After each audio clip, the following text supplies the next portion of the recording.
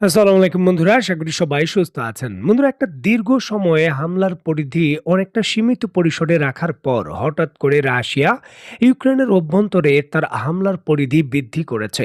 আন্তর্জাতিক রিপোর্ট বলছে মাত্র কয়েক দিনের ভেতরই রাশিয়া ইউক্রেনের ভেতর শক্তিশালী অন্তত ৯০টির বেশি বিভিন্ন ধরনের ব্যালিস্টিক মিসাইল নিক্ষেপ করেছে।